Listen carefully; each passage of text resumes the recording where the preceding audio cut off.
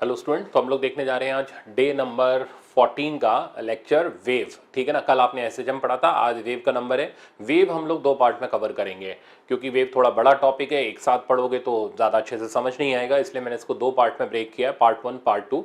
Part one में हम cover करेंगे स्ट्रिंग से लेकर के wave transfer save on string से लेकर के इंटरफेरेंस के कंसेप्ट को, और पार्ट टू यानी कल हम लोग कवर करेंगे बीट से लेकर के स्टैंडिंग वेव पैटर्न के कंसेप्ट को। तो ये दोनों चीज़ें आपकी अच्छे से तैयार हो जाएंगी तो आपके दो सवाल बढ़िया से रेडी हो जाएंगे। तो बस अब प्रैक्टिस करनी है। अच्छा, प्रैक्टिस के लिए क्वेश्चंस मैं आज नहीं दूंगा, जैसे ही वेव कल कंप्लीट होगा फिर मैं आपको वेव के क्वेश्चंस बताऊंगा, वो आप उसमें से टेस्ट में से एसएचएम वेव में से प्रैक्टिस करना।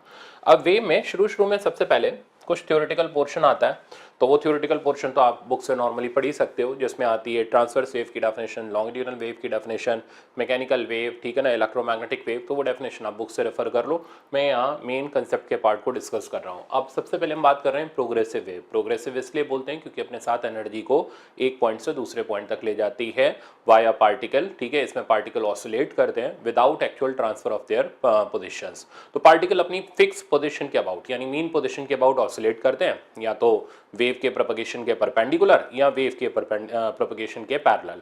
परपेंडिकुलर ऑसिलेट करने से ट्रांसवर्स वेव मोशन आता है, पैरेलल ऑसिलेट करने से लॉन्गिट्यूडनल वेव मोशन आता है।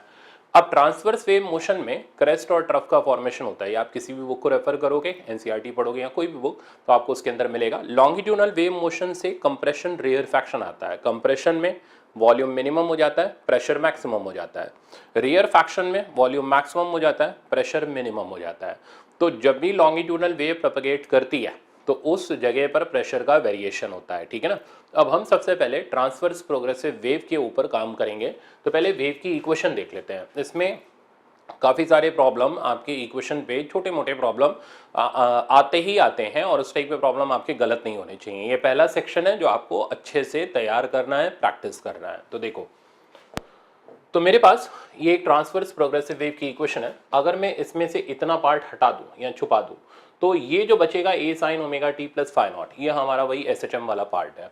तो ओमेगा टी यहाँ पर ऑसिलेटिंग नेचर को दिखाता है कि पार्टिकल अपनी फिक्स पोजीशन के अबाउट ऑसिलेट करता रहता है। यहाँ जो के एक्स है ये वेव का प्रोपगेटिंग पार्ट दिखाता है कि वेव प्रोपगेट कर रही है। अगर साइन माइनस आता है तो वेव प्रोपगेट कर रही है प्लस एक्स एक्सिस की तरफ, और अगर प्लस आता है तो प्रोपगेट कर रही है माइनस एक्स एक्सिस की तरफ।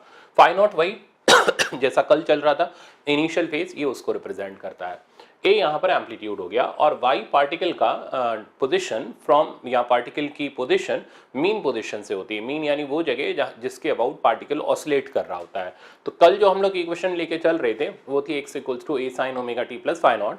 अब क्योंकि हम लोग मान के चल रहे थे पार्टिकल एक्स एक्सिस पर ऑसिलेट कर रहा है, तो अगर पार्टिकल वाई एक्सिस पे ऑसिलेट कर रहा है तो इक्वेशन हम लेके चलेंगे y equals to a sine omega t plus या minus k x plus phi naught. Minus आया तो वेव राइट साइड की तरफ जा रही है, प्लस आया तो वेव लेफ्ट की तरफ। अब इस पे पहले हम लोग कुछ प्रॉब्लम्स देख लेते हैं। उससे पहले कई बुक्स के अंदर आपको different different types of wave equation मिलेंगी। ये कैसे बनाई जाती है, इसका तरीका क्या होता है, वो तरीका देख लो। इनको रट्टे मारने की जरूरत नहीं है। हम लोग वही स्टैंडर्ड वेव इक्वेशन जो भी मैंने आपको पीछे बताई वही इक्वेशन हम यूज में लेते हुए चलेंगे। तो हमारी मेन इक्वेशन वो यही वाली रहेगी, y equals to a sine omega t minus k x. ठीक है ना। प्लस माइनस फाई नॉट, वो हम प्लस फाई नॉट या जो भी फाई नॉट का इनिशियल फेज का वैल्यू है वो हम सिचुएशन के हिसाब से मैनेज कर लेंगे। ये डिफरेंट डिफरेंट वेव फॉर्म्स आते हैं। तो पहला वेव फॉर्म तब आया जब मैंने k की वैल्यू को सब्स्टिट्यूट किया। k को बोलते हैं एंगुलर वेव नंबर, और इसका फॉर्मूला पूरे चैप्टर में बहुत इंपॉर्टेंट है, याद रखना। k का फॉर्मूला 2 पाई बाय लैम्डा होता है। तो पहली इक्वेशन जनरेट हुई a sign omega t minus 2 pi by lambda into x. अब क्या किया, ओमेगा को भी हमने सब्स्टिट्यूट कर दिया। कल आपने मेरे से पढ़ाई था ओमेगा क्या होता है, 2 पाई बाय टी। तो 2 पाई बाय टी डाला, 2 पाई को कॉमन निकाला तो दूसरा वेव पैटर्न तैयार हो गया। तो इतना क्या रट्टे मारने उसके। यहाँ तीसरा इक्वेशन आ गया, y equals to a sine v t minus x. अब ये वी टी माइनस एक्स कैसे जनरेट किया, उसके लिए आपको चीजें सुननी पड़ेंगी। देखो, y equals to a sine omega t minus k x. अब इसके अंदर सबसे पहले आप वेव स्पीड का फॉर्मूला एक बार देख लो। वेव स्पीड को हम लोग v से डिनोट करते हैं, और इसका फॉर्मूला होता है ओमेगा बाई के। ये बेसिक रिजल्ट्स हैं, आपको आने चाहिए। ठीक है ना। इस टाइम पे ये पढ़ने वाले नहीं, आपको बस खाली रिवाइज करने हैं। ठीक है ना। ओमेगा बाई के या फिर लैम्डा बाई टी, या फिर आप इसको एफ लैम्डा भी लिख सकते हो।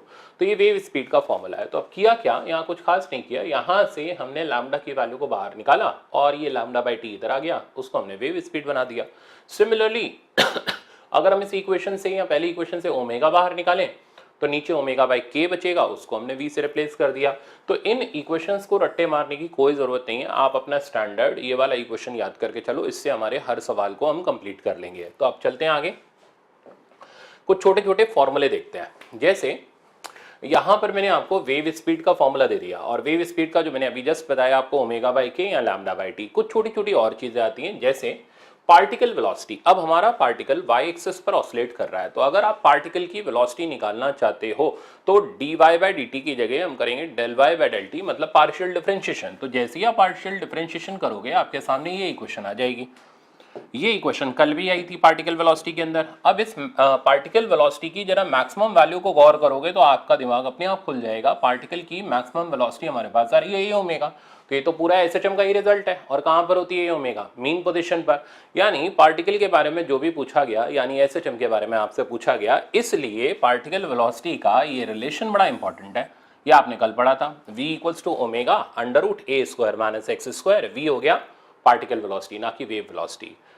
तो पार्टिकल वेलोसिटी का अब रिलेशन हम लोगों ने आज के हिसाब से मॉडिफाई किया, v p equals to omega under root a square minus y square. Y जहां पर पार्टिकल की पोजीशन हो गई, तो देख सकते हो आप डायग्राम में, ओमेगा हो गई एंगुलर वेलोसिटी, ए हो गया एम्पलीट्यूड, और यहाँ वीपी हो गया एंगुलर फ्रीक्वेंसी, सॉरी वीपी हो गया हमारा पार्टिकल वेलोसिटी। तो अब अगर मान लो एग्जामिनर कहता है ए बाई टू पर पार्टिकल वेलोसिटी बताओ, तो कुछ खास नहीं करना, वाई की जगह में ए बाई टू सब्स्टिट्यूट कर देंगे, पार्टिकल वेलोसिटी हमारे पास आराम से आ जाएगी।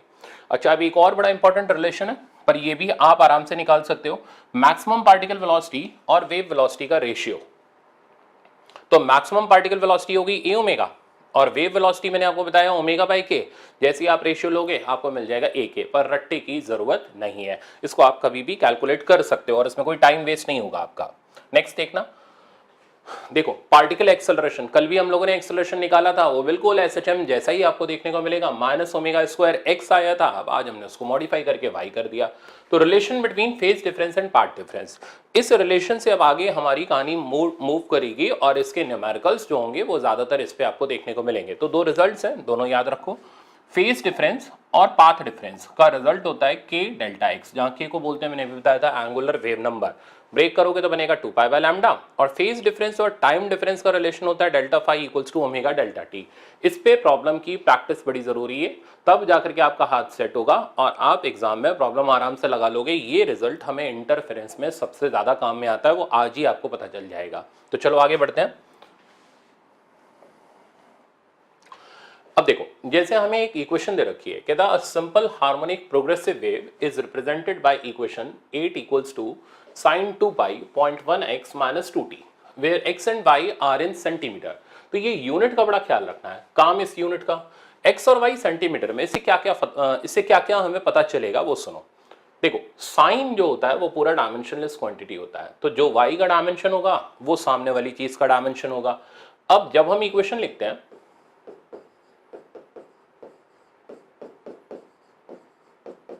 ये वाली, तो देखना जो y का डायमेंशन होगा वो a का डायमेंशन हो जाएगा, क्योंकि साइन तो डायमेंशनलेस हो गया। साइन मतलब खुद तो मरा ही मरा, और जो उसके अंदर आया वो भी गया बेचारा काम से। तो साइन डायमेंशनलेस है तो ओमेगा टी भी डायमेंशनलेस होगा, इसलिए जो t का डायमेंशन होगा उसके उल्टा ओमेगा का डायमेंशन होगा, इसलिए जो x का डायमेंशन होगा उसके उल्टा k का डायमेंशन होगा। तो x का डायमेंशन बता के एग्जामिनर आपको k का डायमेंशन बता देता है, और k में कौन छुपा हुआ है? लैम्डा, तो वो आपको लैम्डा का यूनिट दे देता है। तो लैम्डा का यूनिट हमेशा x का यूनिट देख करके उस हिसाब से आपको लिखना है। तो जैसे x अगर सेंटीमीटर में है तो लैम्डा भी सेंटीमीटर में होगा, तब ये 2 पाई बाय लैम्डा में से सेंटीमीटर सेंटीमीटर कटेगा, डायमेंशन लेस क्वांटिटी बनेगा। ठीक है ना, इतना ध्यान रखना, अच्छी तरह समझ के चलना। फाई नॉट, ये एंगल हो गया, एंगल आप चाहे डिग्री रेडियन में रखो तो इसका यूनिट तो होता है पर इसका कोई डायमेंशन नहीं होता। तो मेरे ख्याल से अब आपको यूनिट का सेंस समझ आ गया होगा। तो x और y जो है वो सेंटीमीटर में, time t is in second, at any instant the phase difference, देखो आ गया ना, phase difference between the particle पूछा जा रहा है। अब गौर करो, फेज डिफरेंस हमें पता करना है between two particles separated by 2 centimetre. तो ये दो पार्टिकल का सेपरेशन है, दैट मींस पाथ डिफरेंस है 2 सेंटीमीटर। निकालना क्या है? Phase difference. अब आगे देखते हैं, in the x direction is, तो एक्स एक्सिस के डायरेक्शन में हमें फेज डिफरेंस निकाल के देना है। सबसे पहला काम आप ये करोगे कि इसमें ये जो 2 पाई बाहर है इसको अंदर ले जाओ और इसको स्टैंडर्ड वेव फॉर्म में कन्वर्ट कर लो। तो मैं 2 पाई को अंदर ले जा रहा हूँ, 0.1 को नीचे मैंने 10 बना दिया और ये यहाँ आ गया 4 पाई और साथ में t। अब जब हम इसे कंपेयर करेंगे तो ये हो गया अच्छा x के साथ क्या आता है, ke आता है ना, तो ये हो गया kx और इससे कोई फर्क नहीं पड़ता omega t minus k x लिखो या kx माइनस ओमेगा टी लिखो, तो kx minus omega T. Compare करोगे आप तो a की वैल्यू आ जाएगी 8, यूनिट जो y का यूनिट यानी सेंटीमीटर। इसको कंपेयर करोगे तो k की वैल्यू आपके पास आ जाएगी 2 पाई बाय 10 पर सेंटीमीटर यूनिट हो गया इसका। दैट मीन्स k की वैल्यू आ गई पाई बाय 5 पर सेंटीमीटर। ओमेगा को कंपेयर करोगे तो ओमेगा का वैल्यू हो जाएगा 4 पाई, यूनिट हो जाएगा पर सेकंड। ओके, तो ये मेरे पास ये रिजल्ट्स आ गए। अब पता करना है मेरे को relation between phase difference and path difference. तो वो रिलेशन हो गया डेल्टा फाई इक्वल्स टू के डेल्टा एक्स। तो डेल्टा फाई की वैल्यू हो गई के is 2 pi by lambda into delta x. अब आप डाटा सब्स्टिट्यूट करो, 2 पाई बाय लैम्डा, लैम्डा आपके पास, अच्छा अब 2 पाई बाय लैम्डा को लैम्डा निकालने की कोई ज़रूरत नहीं है क्योंकि ऑलरेडी हमें के डायरेक्टली पता है विच इज़ पाई बाय 5। तो के की जगह बेटा हमने डाला पाई बाय 5, यूनिट में ध्यान रखना पर सेंटीमीटर चल रहा है। डेल्टा एक्स हमें दे रखा है 2 सेंटीमीटर, सेंटीमीटर गया, आंसर आ गया 2 पाई बाय 5। 2 पाई बाय 5 और ज़्यादा अगर आप चाहिए तो सिंप्लीफाई कर सकते हो, तो 2 इंटू 180 डिवाइडेड बाय 5 तो 36 आ गया इंटू 2 दैट मीन्स 72, ये डिग्री के अंदर कन्वर्ट हो गया, इसलिए ऑप्शन नंबर डी करेक्ट हो गया। तो आपने देखा फेज डिफरेंस और पार्ट डिफरेंस के ऊपर सवाल मुश्किल नहीं था, मेन था फॉर्मूला और उसका एप्लीकेशन आपको आना चाहिए, जिसके लिए आपको थोड़ी सी प्रैक्टिस की और जरूरत है, वो आप टेस्ट से प्रैक्टिस करना। अब नेक्स्ट आगे चलते हैं, ये प्रॉब्लम आता है the equation of transverse wave travelling on a rope is given by this equation. तो मैं वापस से इक्वेशन कॉपी कर रहा हूं, 10 साइन, अब ये पाई जो बाहर है इसको अंदर ले जाओ, तो पाई बाय 100 हो गया इंटू एक्स माइनस 2 पाई, 2 क्यों सॉरी, माइनस ये 10 इससे मल्टीप्लाई हुआ तो मैं इसमें नहीं, पाई इसमें मल्टीप्लाई हुआ तो 2 पाई, सही अभी गलत हो जाता, इंटू टी। अब आप इसको कंपेयर करो, तो कंपेयर करोगे बेटा तो k का वैल्यू तो आ गया पाई बाय 100, ओमेगा का वैल्यू आ गया 2 पाई, बाकी यूनिट हम मैनेज कर लेंगे। पता क्या करना है, the maximum transverse speed of particle, तो पार्टिकल की मैक्सिमम स्पीड निकालनी है। तो पार्टिकल के बारे में कुछ भी पूछा गया तो दिमाग में एसएचएम रखो, तो वीपी मैक्स फॉर्मूला हो गया ए ओमेगा, एम्पलीट्यूड हो गया 10। अब यूनिट की जरूरत है तो हमें देखना पड़ेगा एक्स और वाई कौन से यूनिट में दे रखे हैं। तो travelling on rope is given by where y and x are in centimetre. लो हो गई मुसीबत खत्म, तो वाई और एक्स का यूनिट हमें सेंटीमीटर में दे रखा है, सब्स्टिट्यूट करो तो 10 सेंटीमीटर और ओमेगा की जगह बेटा अपने पास आ गया 2 पाई पर सेकेंड, तो 20 पाई सेंटीमीटर पर सेकेंड। अब मैं आंसर देख लेता हूं, 20 पाई, तो 20 पाई तो एक भी नहीं दिख रहा, पाई की वैल्यू डालो 3.14 हो जाएगी सेंटीमीटर पर सेकेंड। अब आप आंसर निकाल लो, आई थिंक इसका आंसर वही मिल जाएगा 63 सेंटीमीटर पर सेकेंड। तो ऑप्शन नंबर हमारा ए करेक्ट हो गया। तो सवाल कहीं से मुश्किल नहीं है, पता नहीं किसने अफवाह उड़ा दी है कि वेव वाला टॉपिक बहुत मुश्किल है, कुछ नहीं मुश्किल है, कायदे से चलो ऐसा ही आसान मिलेगा आपको। और आपको पता ही है ना, लेवल हम 0 से लेकर के बिल्कुल आगे तक ले जाते हैं, तो आगे का लेवल भी आपको बड़ा आसान मिलेगा, आपको कहीं मुश्किल नहीं आएगी, आराम से चलो बस इसमें। देखो अब फिर से हमें ट्रांसवर्स वेव की इक्वेशन दे रखी है, y equals to y naught, तो वाई नॉट यहां पर इसका एम्पलीट्यूड हो गया साइन, 2 पाई को आप अंदर ले जाओ तो 2 पाई एफ टी माइनस यहां पर आ गया 2 pi by lambda into x. The maximum particle velocity is 4 times wave velocity if, तो इनमें से कौन सा ऑप्शन ट्रू होगा। तो मैक्सिमम पार्टिकल वेलोसिटी और वेव वेलोसिटी का रिलेशन दे रखा है, तो पहले जो वो कह रहा है उसके हिसाब से चलो, तो v p max equals to 4 times wave velocity. V p max का फॉर्मूला हो गया a omega, 4 times wave velocity का फॉर्मूला हो गया ओमेगा बाई के, तो ओमेगा से ओमेगा कैंसिल, तो a equals to 4 by k. अब जो मिलेगा वो इसी से मिलेगा, उसके हिसाब से हम ऑप्शन देख लेंगे। तो एम्पलीट्यूड बेटा कितना हो गया, वाई नॉट हो गया 4 इंटू 1 बाई के। अब k की वैल्यू तो k यहां से ले लो आप, कितना हो गया k, 2 pi by lambda, substitute किया तो 2 पाई नीचे आया, लैम्डा ऊपर आ गया। और देखते हैं सॉल्व करके, तो y naught equals to twice of lambda by pi. अब मैं देखूं इसमें कौन सा ऑप्शन मिल रहा है, तो हमें लैम्डा की वैल्यू निकाल के देनी है। तो लैम्डा की वैल्यू यहां से निकालेंगे तो पाई उधर चला गया, पाई y0/2, ऑप्शन नंबर हमारा बी करेक्ट हो गया। तो अब बताओ, अभी तक कहीं भी आपको मुश्किल नहीं लगेगा, वेव मोशन मुश्किल है ही नहीं, ऐसे ही आसान है, बस चलते रहो, साथ साथ में प्रैक्टिस करते रहो, आगे आगे मत भागना। अब देखो सीखो। अब जो एसएचएम में मैंने सुपरपोजिशन छोड़ा था, ठीक है ना, सुपरपोजिशन ऑफ एसएचएम, वो मैंने इसलिए छोड़ा क्योंकि यहाँ मेरे को पढ़ाना था, और यहाँ आप सीखोगे तो और अच्छे से आ जाएगा। तो इंटरफेरेंस क्या है, सुपरपोजिशन ही तो है। बीट्स क्या है, सुपरपोजिशन ही तो है। तो जब एक जगह पढ़ाना ही है इसलिए मैंने वहाँ टच नहीं किया, तो वो चीज़ यहाँ पर कवर हो जाएगी आपकी। तो the equation of displacement of two waves are given by, तो वेव की इक्वेशन हमें दे रखी है। तो पहली वेव की इक्वेशन है 10 sin 3πt प्लस π/3, और दूसरी वेव की इक्वेशन ये रही, y2 इक्वल्स टू 5 को अंदर मल्टीप्लाई कर दो, sin 3πt plus 5√3 cos 3πt। अब हमें क्या पता करना है, हमें पता करना है रेशियो ऑफ देयर एम्पलीट्यूड। तो एम्पलीट्यूड का रेशियो, तो भाई एम्पलीट्यूड का रेशियो कैसे निकालोगे, ये तो एक सिंगल फंक्शन है, बट यहाँ तो साइन भी आ रहा है, कॉस भी आ रहा है, तो इसका हमें सुपरपोजिशन कराना पड़ेगा। आ गया ना, देखो सुपरपोजिशन। और इसे कराने का सबसे बेस्ट तरीका होता है फेजर डायग्राम। फेजर डायग्राम में क्या करते हैं, साइन फंक्शन होता है एक्स एक्सिस पर, कॉस फंक्शन 90 डिग्री आगे, इधर साइड होता है माइनस साइन, इधर साइड होता है माइनस कॉस। तो जैसे जैसे आप आगे बढ़ोगे ना, तो धीरे धीरे आप सीख जाओगे। मैं एकदम से कभी भी नहीं सिखाता सारी चीज, नहीं तो क्या होगा, ओवरडोज हो जाएगा, दवाई रिएक्ट कर जाएगी आपके साथ, बेकार हो जाएगा सारा खेल। तो आराम आराम से मैं आपको सिखाते रहूंगा, सीखते जाना। तो ये जो वेव फंक्शन है इसको हम रिप्रेजेंट कर रहे हैं एक्स एक्सिस पर, और इसका एम्पलीट्यूड आ गया 5। कॉस इससे 90 डिग्री लीड करता है, इसलिए कॉस फंक्शन आ जाता है वाई एक्सिस पर। तो एक्स एक्सिस बनी हुई है साइन फंक्शन के लिए, राइट साइड हो गई प्लस साइन, लेफ्ट साइड हो गई माइनस साइन, कॉस फंक्शन हमारे ऊपर नीचे आ जाएंगे, तो उसमें कोई बहुत बड़ा काम तो है नहीं। तो 5 इधर आ गया, यहाँ साइड पे बेटा हमारे पास 5√3 आ गया। अब हमें करना क्या है, इनका रिजल्टेंट निकालना है और इसके हिसाब से इक्वेशन लिखनी है। रिजल्टेंट का एक ही तरीका होता है, पैरेललोग्राम बनाओ। सेम मेथड हम लोग यूज करते हैं पूरे ऑल्टरनेटिंग करंट में, कहीं भी रट्टा नहीं मारना होता। बच्चे रट्टे मार मार के दुखी होते हैं कि ऑल्टरनेटिंग का ये फॉर्मूला याद कर लेंगे, वो कर लेंगे, नहीं करना। आपको मैं फेजर से सिखाऊंगा, मस्त आ जाएगा, आपका सवाल गलत नहीं होगा। अब देखो, ये इसका रिजल्टेंट हो गया, इसका नाम ए हो गया, ये इसका रिजल्टेंट फेज हो गया, इसका नाम फाई हो गया। अब फाई लिख लो, डेल्टा लिख लो, जो मर्जी है वो लिखो। तो अब हमें ए निकालना है, तो पैरेललोग्राम की प्रॉपर्टी यूज करो, ये और ये एक जैसे होंगे, तो सामने वाली चीज 5√3 कर दी।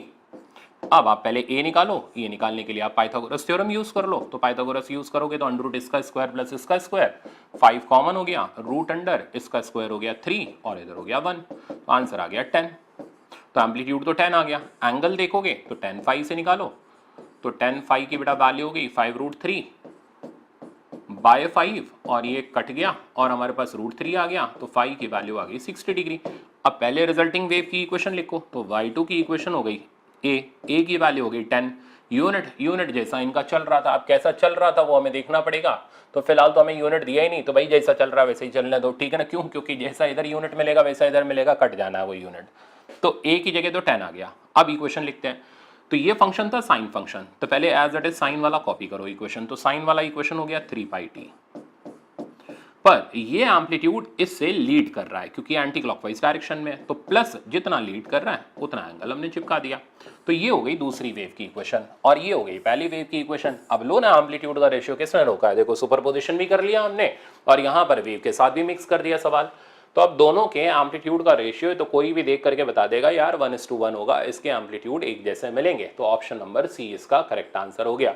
तो मेरे ख्याल से अब आपको ये अच्छा सा सवाल समझ आ गया होगा, जिसमें सुपरपोजिशन भी सीख लिया, रिजल्टिंग एम्पलीट्यूड का रेशियो भी सीख लिया, और भी आगे ऐसे बहुत सारे सवाल आप सीखते रहोगे, धीरे धीरे चलना है, ठीक है ना, सारी चीज आ जाएगी। अब देखो आगे, अब ये आता है पहला expected section, speed of transverse wave on string. ये हमेशा से नीट एग्जाम का फेवरेट रहा है, नीट एग्जाम इसमें से बहुत कुछ पूछता है, मेडिकल एग्जाम में काफ़ी बार ये टॉपिक आया हुआ है, और टॉपिक भी बहुत आसान है क्योंकि आप अभी तक मेरे साथ मैकेनिक्स तो पढ़ ही चुके हो ज़्यादातर पोर्शन, तो वहाँ की कई सारी प्रॉपर्टीज अब जब मैं यूज़ करूँगा तो आपको देखते ही समझ आ जाएंगी। अब सीखो, तो हमने क्या किया, एक स्ट्रिंग को दोनों एंड्स पे बांधा, टाइट कर दिया मतलब रस्सी के अंदर टेंशन ले आए। टेंशन लाने के कई सारे ऑप्शंस हैं, या तो पकड़ के मास बांध दो तो उसका काम भी रस्सी के अंदर टेंशन लाना है, मतलब होल सोल एक ही एम है, रस्सी में टेंशन होनी चाहिए। और वो टेंशन लाने के लिए आप उसको लिफ्ट में ले जाओ डब्बा बांध करके, आप पुली से लटका दो उसको, जो मर्जी है वो कर दो, बस टेंशन लेके आओ। तो टेंशन ले आए, मतलब दिमाग में नहीं, यहाँ पर रस्सी के अंदर टेंशन लानी है तो आप टेंशन ले आए। अब हमने इसको प्लग करके खींच करके छोड़ दिया, तो इस पे वेव आगे की तरफ ट्रैवल कर रही है। तो speed of transverse progressive wave on string, stretched string का फॉर्मूला होता है under root t by mu. Standard formula है, रट के चलना है, प्रॉब्लम प्रैक्टिस करके चलना है। तो under root t by mu, where t is tension in string and mu is linear mass density. Linear mass density का, अब आपको सर लैम्डा क्यों नहीं लिखा सिंबल, क्योंकि लैम्डा होता है उसका सिंबल, वो लैम्डा इसलिए नहीं लिखा क्योंकि लैम्डा यहाँ वेवलेंथ के लिए बोल चुके हैं। फिर ये लैम्डा वो लैम्डा, आप कंफ्यूज हो जाओगे कि यार कौन सी चीज कहाँ इस्तेमाल करें। अब यहाँ कोई फ्रिक्शन तो होता नहीं, इसलिए यहाँ पर म्यू हमने लीनियर मास डेंसिटी का सिंबल बना दिया। तो लीनियर मास डेंसिटी होगी मास of string divided by length of string. तो किसी भी स्ट्रिंग के ऊपर अगर आप TPW यानी ट्रांसवर्स प्रोग्रेसिव वेव की स्पीड निकालना चाहते हो तो फॉर्मूला दिमाग में रखो, under root t by mu. M दिमाग में रखो, टेंशन निकालनी है, रस्सी का मास पर यूनिट लेंथ लेना है, डिवाइड मार देना है, वहां से हमारे पास स्पीड आ जाएगी। हाँ, अंडर रूट भी लेना है। अच्छा, रस्सी का मास पर यूनिट लेंथ वो हो गया m/l, where m is mass of string, l is length of string. अच्छा, इसको और थोड़ा मॉडिफाई करते हैं। तो एक फॉर्मूला तो टी बाई म्यू हो गया, दूसरा फॉर्मूला हो गया टी बाय रो ए, जहाँ रो हो गई रस्सी की डेंसिटी। डेंसिटी यानी जिस मटेरियल से रस्सी बंधी हुई है, जैसे ये वायर अब अंदर से कॉपर की है तो डेंसिटी कॉपर की होगी, जो भी होगी।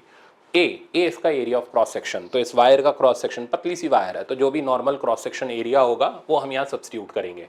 तो दो फॉर्मूले हमारे पास, under root t by mu और दूसरा formula under root t by rho a. अब इस पे हम प्रैक्टिस करते हैं। देखो, अब ये पहले तो मेरे कुछ सवाल है जिससे आप थोड़ा कॉन्फिडेंस में आ जाओगे, फिर आप जनरली जो एग्जाम में आते हैं वो प्रैक्टिस करना।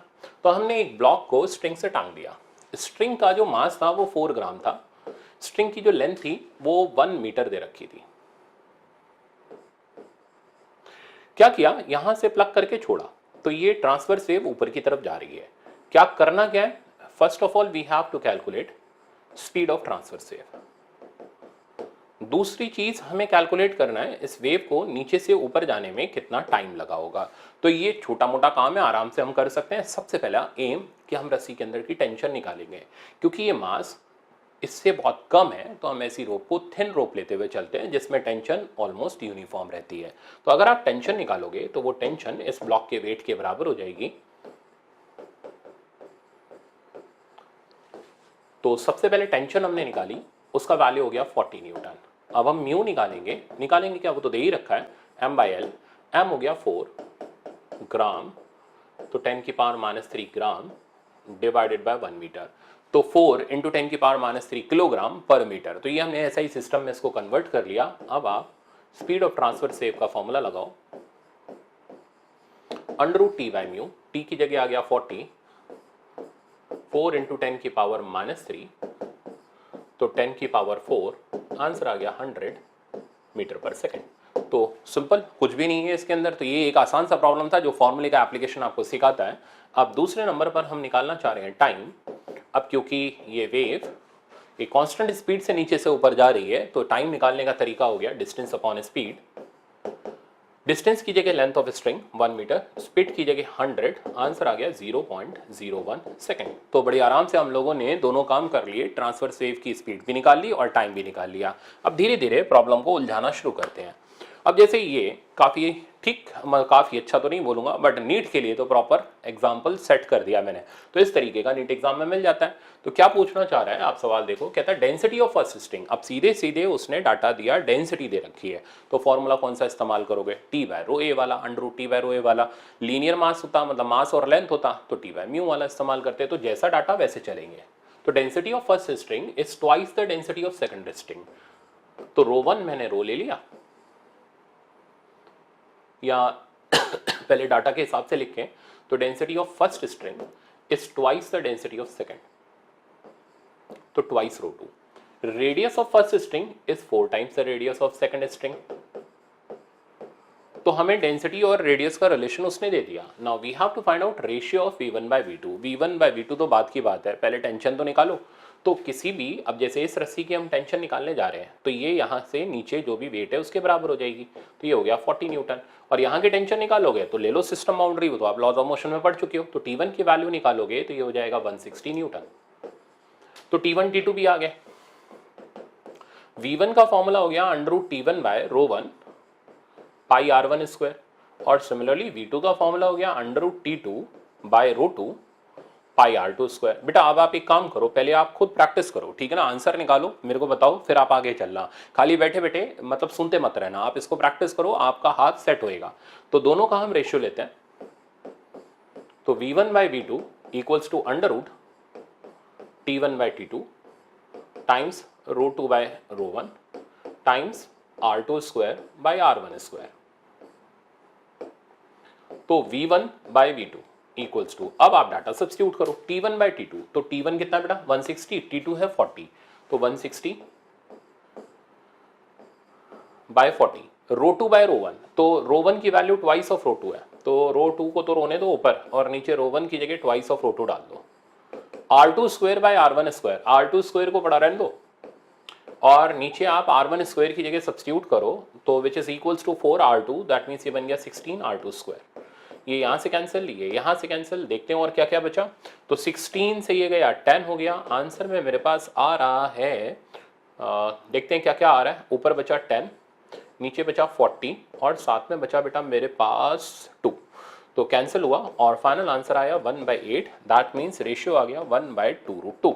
तो दोनों, अब देखो अच्छा हो गया ना सवाल, थोड़ी सी कैलकुलेशन बढ़ गई, प्रैक्टिस करनी पड़ेगी इस चीज की, तब जाके हाथ में ग्रिप में आएगा सवाल। तो इस तरीके के सवाल की आपकी जबरदस्त प्रैक्टिस होनी चाहिए। अभी और भी बहुत सारे अच्छे अच्छे सवाल मैं आपको करा रहा हूं। तो दोनों स्ट्रिंग्स के अंदर जो ट्रांसवर्स वेव है उसका हमारे पास स्पीड का रेशियो आ गया। अब मूव करते हैं नेक्स्ट प्रॉब्लम पर। अब ये देखो लिफ्ट वाला केस है, लिफ्ट आप पढ़ ही चुके हो, तो सबसे पहला काम बोरिया बिस्तरा उठाओ, लिफ्ट में बैठ जाओ, सूडो लगाओ और टेंशन निकालो। तो टेंशन की वैल्यू हो गई m टाइम्स g प्लस ए। m डब्बे का मास है, रस्सी का मत पकड़ लेना मास। m की वैल्यू बेटा हमारे पास 5, g प्लस ए की वैल्यू हो गई 12, आंसर आ गया 60 न्यूटन। अब क्या निकालना है, मास दे रखा है, लेंथ दे रखा है, तो टी बाई म्यू का फॉर्मूला लगा लेते हैं। We have to find out speed of TPW, तो v equals to √T by mu. अब आप एक काम करो, खुद सॉल्व करो, आंसर निकालो उसका, ठीक है ना, और कमेंट में जरूर डाल देना कितना आपके पास आंसर आ रहा है। तो v की वैल्यू आ रही है √T बाई म्यू, तो मेरे ख्याल से आगे आप सॉल्व कर सकते हो। इसको किलोग्राम में कन्वर्ट करना, SI सिस्टम में रखना, तब आपका आंसर मीटर पर सेकंड में आएगा। अब मैं चलता हूँ नेक्स्ट प्रॉब्लम पर। नेक्स्ट मोस्ट इंपॉर्टेंट है, रट के रखना है, ठीक है ना, ऊपर अच्छी तरह सजा लेना है, जो भी डिजाइन में आप सजाना चाहो, मोस्ट इंपॉर्टेंट, ठीक है ना। और एक और मोस्ट लगा लेना, मेरी तरफ से कोई दिक्कत नहीं है, बट इसको जरूर अच्छी तरह लिख के रख लेना, थिक रोप। अब थिक रोप के अंदर टेंशन और स्पीड कैसे निकलती है उसका आप तरीका सीखो। फिर से मैं बोल रहा हूँ मोस्ट इंपॉर्टेंट है, और इसका एक प्रॉब्लम शायद अभी रिसेंटली 17 के आसपास आया था और मैंने आगे रखा है, मैं करा दूंगा आपको। देखो, तो एक थिक रोप है, तो एक मोटी रस्सी है, हैवी रोप है, जिसका मास m है, लेंथ l है। तो ये वो भैंस बांधने वाली रस्सी समझ लो या चेन समझ लो, ठीक है ना, हैवी सी रोप है। तो ये जो हमने मोटी रस्सी टांग दी, ये जो रस्सी है इसमें टेंशन इसके खुद के वेट की वजह से आ जाएगी। तो खुद के वेट की वजह से इसमें टेंशन आ जाती है। अब करना क्या है, बहुत सारे काम करने हैं, जो मैं करूंगा वह आपको नहीं करना, आप उन रिजल्ट्स को याद रखोगे, ठीक है ना, क्योंकि थिक रोप का कोई भी रिजल्ट एग्जाम में डराइव नहीं करते, एग्जाम में हमें रटा हुआ चाहिए वो। तो इस थिक रोप में फ्री एंड से x डिस्टेंस पर क्या स्पीड होगी टीपीडब्ल्यू की, हमें वो निकालनी है। ये निकालने के लिए पहले हम यहाँ की टेंशन निकालेंगे। तो यहाँ से हमने रस्सी को कट मारा, तो इधर की टेंशन नीचे जो भी वेट है उसके बराबर हो गई। इतना वेट हो गया m डैश। m डैश की वैल्यू लिखोगे तो अपना यूनिटरी मेथड से लिख लो, total mass by total length into given length. तो इतने पोर्शन, ब्लू शेडेड पोर्शन का मास हो गया m/l इंटू x और साथ में मल्टीप्लाई हो गया g। तो टेंशन की वैल्यू आ गई m/l xg, ठीक है ना। अब हमें स्पीड निकालनी है, फॉर्मूला तो वही है √T बाय म्यू, म्यू क्या m/l कट गया और स्पीड आ गई √xg, ठीक है ना। तो speed of transverse wave on heavy rope from free and at distance x is √xg। रट के रखना है, छोड़ना नहीं है ये आपको। अब आगे सुनो, तो क्या कहता है v और x का ग्राफ बताओ, तो आपने फट से स्क्वायर मारा, v² इक्वल्स टू xg आ गया। अब यहां से आप चेक करो, थोड़ा ये v सही लिख दूँ, तो v स्क्वायर की वैल्यू आ गई x टाइम्स g के बराबर। अब चेक करो, इसकी पावर 2 है, इसकी पावर 1 है, तो ग्राफ कैसा बनेगा? पैराबोला। और ग्राफ का मुंह उस तरफ खुलता है, पैराबोला का मुंह उस तरफ खुलता है जिसकी पावर 1 हो, तो इसमें ग्राफ x एक्सिस की तरफ खुलेगा, तो vx ग्राफ स्ट्रेट लाइन नहीं पैराबोलिक ग्राफ जाएगा। तो ये भी एक काम का ग्राफ मैंने आपको दिया। अब आप आगे सुनो। स्पीड आ गई, जैसा आपने देखा स्पीड √x है, वेरिएबल स्पीड है, तो एक्सेलरेशन भी होगा, वो भी जरूर पूछेगा एग्जामिनर। एक्सेलरेशन कैसे निकालेंगे? vx के फंक्शन में और आपको एक्सेलरेशन निकालना है, तो मैंने काइनेमेटिक्स में सिखाया था सबसे पहले स्क्वायर कर लो, तो वही काम मैंने यहाँ पर किया, मैंने दोनों तरफ स्क्वायर कर लिया। अब डिफरेंशिएट किया, तो डिफरेंशिएट करने पर इधर आ गया 2v dv/dx, और यहाँ x का डिफरेंशिएशन 1 हो गया, बचा मेरे पास g, एक्सेलरेशन की वैल्यू आ गई g/2। तो एक थिक रोप पर स्पीड तो वेरिएबल है बट एक्सेलरेशन कांस्टेंट है, उसकी वैल्यू आ गई g/2। किसी हाल में मत छोड़ के आना है ना, जो मैं बता रहा हूँ word to word as it is याद करना है, ठीक है ना। अगर आपने नहीं पढ़ा तो, और अगर आप पढ़ा हुआ है तो बस खाली रिवाइज करना है, ठीक है ना। तो देख लो आपने कितने लेवल तक पढ़ा है, क्या पढ़ा है, तो ये आपको रटा हुआ चाहिए। अब कई कोचिंग सेंटर के अंदर टाइम निकालने के लिए इंटीग्रेट करना शुरू कर देते हैं, जरूरत ही नहीं है, एक्सेलरेशन कांस्टेंट है तो काइनेमेटिक्स की इक्वेशन से काम चल जाएगा। तो s = ut + ½ at स्क्वायर लगाया, u की वैल्यू 0 हो गई, टाइम आ गया, तो नीचे से ऊपर वेव को जाने का जो टाइम मिला √4L/g आ गया, तो 3 रिजल्ट मिले। स्पीड बताओ कितनी, √xg, एक्सेलरेशन वेरिएबल नहीं है कांस्टेंट है, कितना है g/2, और टाइम तो खैर हम खुद ही निकाल लेंगे, s = ut + ½ at स्क्वायर से, तो उसको रट्टे मारने की जरूरत नहीं है, √4L/g हमारे पास आंसर आ जाएगा। अब इसके अंदर मैं आपको वो प्रॉब्लम करा रहा हूं जो आया था, इसमें बस मैंने कुछ खास नहीं किया, बस खाली यहाँ पर मासेस को मैंने डाल दिया। एग्जाम के अंदर मासेस m और m' के टर्म में पड़े हुए थे, तो उससे कोई फर्क तो पड़ेगा नहीं, आपको एक वैल्यू बेस्ड प्रॉब्लम मिल रहा है। तो सवाल ये दिया गया था कि अगर एक ट्रांसवर्स वेव इसके ऊपर डेवलप करी जाए, थिक रोप है,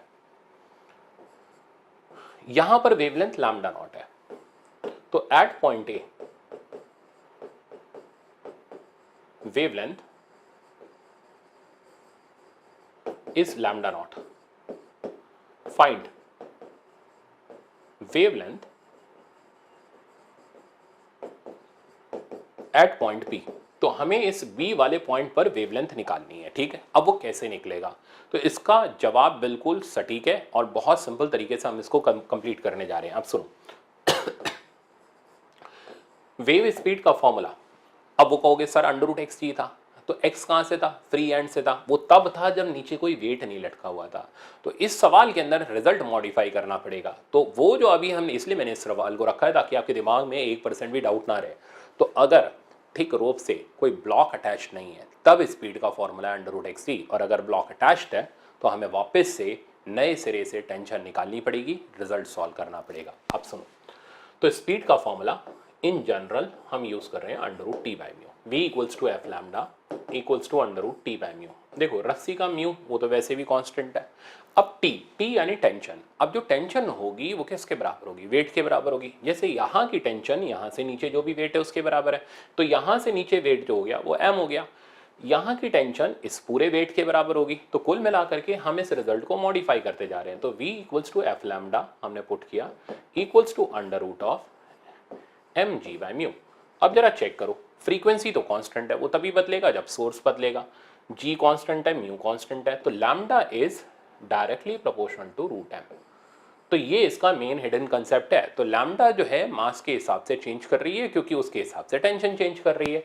तो यहाँ की wavelength λ0 is directly proportional to यहाँ पर जो भी नीचे मास है उसके बराबर, यानी √8, और लैम्डा डैश या जो भी नाम है उसका lambda top is directly proportional to √ यहाँ की टेंशन जो कि इतने वेट के बराबर है, और ये पूरा वेट बेटा कितना हो गया, 8 और 2 10। अब आप दोनों का रेशियो ले लो, तो रेशियो लेने पर मिला λ0/λt = √8/10, तो ये बन गया 4/5। तो लैम्डा टॉप की वैल्यू आ गई √5/4 टाइम्स λ0। तो मेरे ख्याल से आपको वेवलेंथ निकालने का कंसेप्ट आ जाना चाहिए अच्छी तरह समझ। आपके नीट एग्जाम के अंदर बस ये m दिया था और इसका समथिंग कुछ मास स्मॉल m वगैरह था, और यही वेवलेंथ के बारे में उसने पूछा था, तो अब तो वो सवाल आप उड़ा सकते हो, ठीक है ना। तो कंसेप्ट ध्यान रखना, lambda is directly proportional to m, जहां m हो गया जो भी मास नीचे सस्पेंडेड है, क्योंकि वो एक्चुअली में आ रहा था t के रूट के टी के डायरेक्टली प्रोपोर्शनल, और टी को हमने एम जी से रिप्लेस मार दिया था। तो अब आगे बढ़ते हैं, और ये आपका एक फिर से इंपॉर्टेंट सवाल था जो मैंने कवर किया। अब नेक्स्ट आता है speed of sound. Speed of sound अब हम देखने जा रहे हैं, यहां पर हम लॉन्गिट्यूडनल वेव को देखने जा रहे हैं।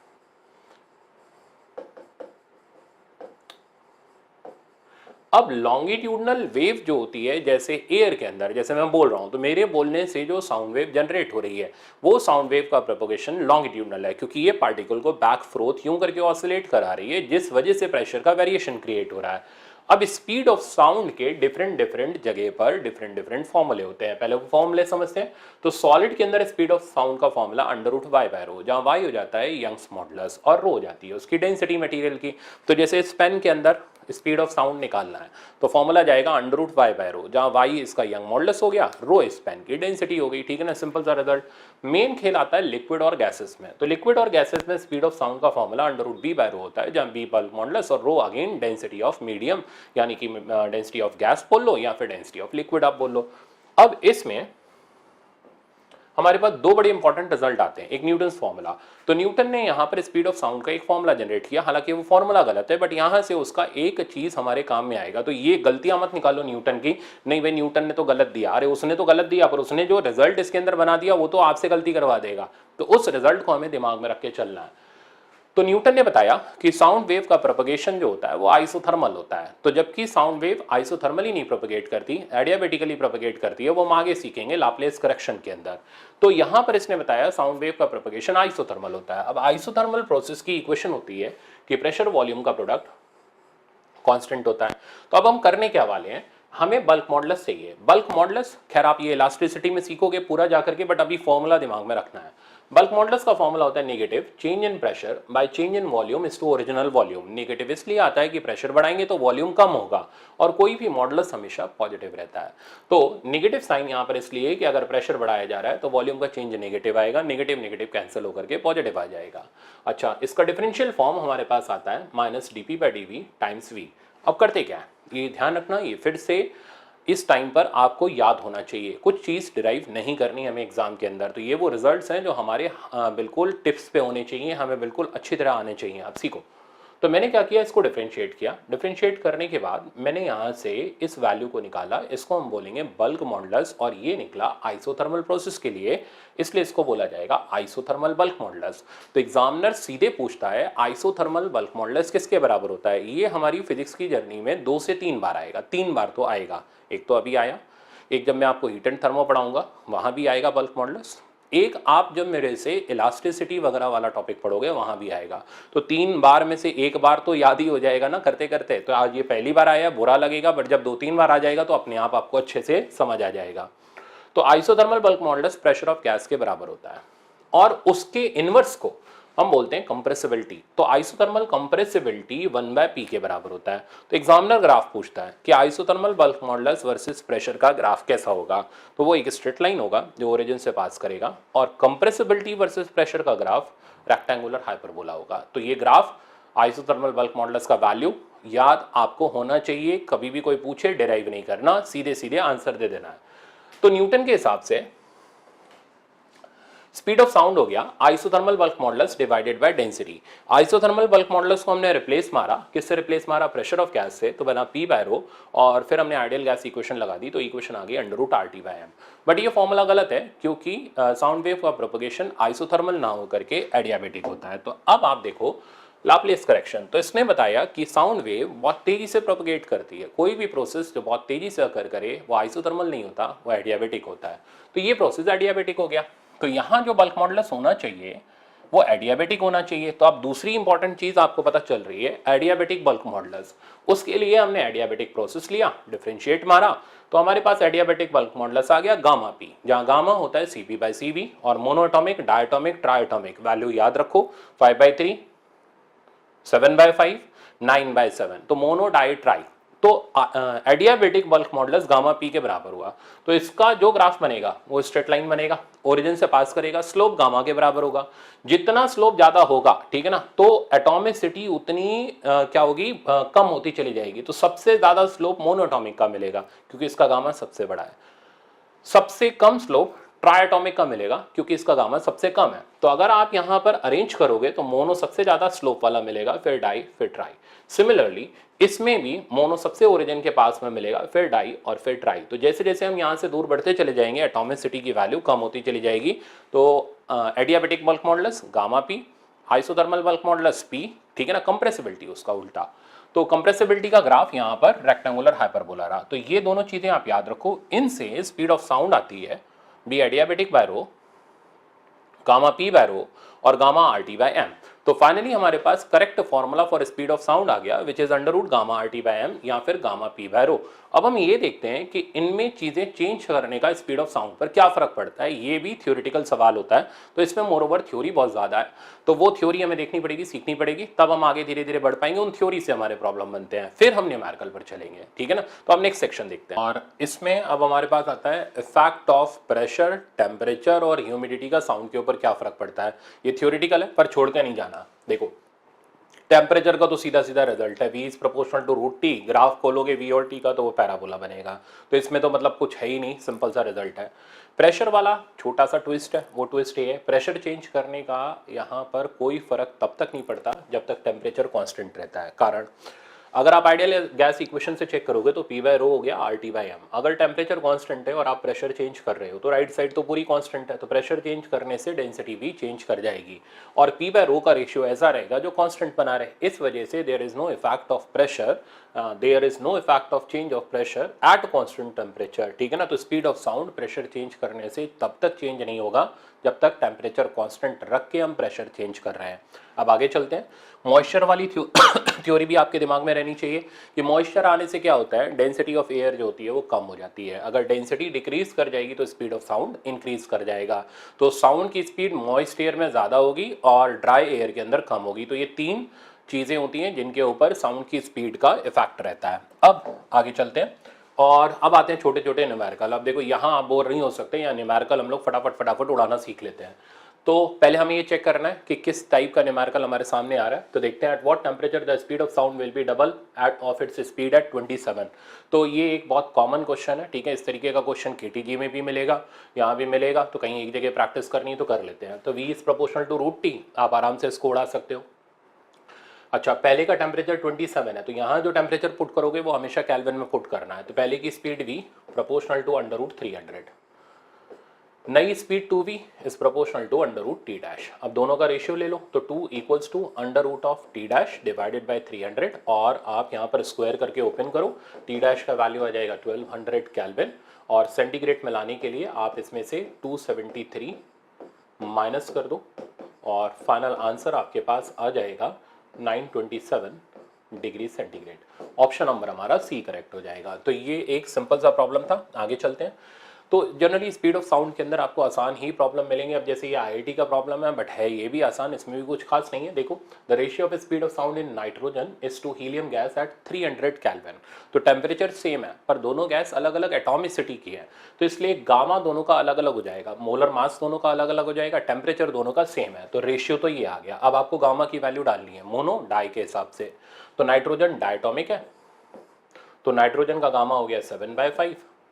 मोलर मास ऊपर आ गया हमारे पास हीलियम, क्योंकि हीलियम गैस दे रखी है, वो हो गया 4, क्योंकि मोलर मास का रेशियो है तो कुछ कन्वर्ट करने की जरूरत नहीं है। नीचे गामा हमारे पास आएगा हीलियम का, वो हो गया 5/3। साथ में नीचे मोलर मास नाइट्रोजन का, वो हो गया मेरे पास 28। तो यहाँ से 4 आया, 4 इधर से कैंसिल हुआ, और फाइनली रिजल्ट आ गया 3 ऊपर आ जाएगा, तो √3/5। तो √3/5 आंसर चेक करोगे तो ऑप्शन नंबर सी हो जाएगा। तो ये था आईआईटी का प्रॉब्लम। अब चलते हैं हम नेक्स्ट प्रॉब्लम पर। तो नेक्स्ट प्रॉब्लम अब हमारे पास आता है, यहाँ से अब कंसेप्ट ठीक ठाक शुरू हो जाते हैं। तो ये आपका फोटो इलेक्ट्रिक में भी काम में आता है, मैंने वहाँ भी बताया था, ये यहाँ पर भी आता है, दोनों जगह सिमिलर पैटर्न पे रहता है। जैसे पॉइंट सोर्स की वजह से अगर हमें इंटेंसिटी निकालनी है, इंटेंसिटी होती है power per unit area, unit होता है वॉट पर मीटर स्क्वायर, ये वेव थ्योरी के हिसाब से इंटेंसिटी की डेफिनेशन होती है। तो अगर आपको r डिस्टेंस पर इंटेंसिटी निकालनी है, और ये हमारे पास सोर्स है जिसकी पावर p है, तो इंटेंसिटी होगी पावर अपॉन एरिया, एरिया की जगह नीचे आ गया 4πr²। तो intensity of point source is inversely proportional to r²। तो इसलिए ग्राफ डिक्रीजिंग ग्राफ बनेगा I वर्सेस r का। अगर सोर्स लीनियर है तो ऐसे में नीचे एरिया सिलेंडर का आ जाएगा, या आप इसको ऐसे बोलो लीनियर सोर्स चारों तरफ सिलेंड्रिकली रेडियल डायरेक्शन में लाइट वेव बोल लो या साउंड वेव बोल लो एमिट करता है। तो ऐसे सिचुएशन में हमें जो एरिया चाहिए होता है वो कर्व्ड सरफेस एरिया, तो पूरे सिलेंडर का कर्व्ड सरफेस एरिया जिसका फॉर्मूला होता है 2πRh, वो यहाँ आ जाता है। तो लीनियर सोर्स की intensity inversely proportional to r, इसका ग्राफ रेक्टेंगुलर हाइपरबोला होगा।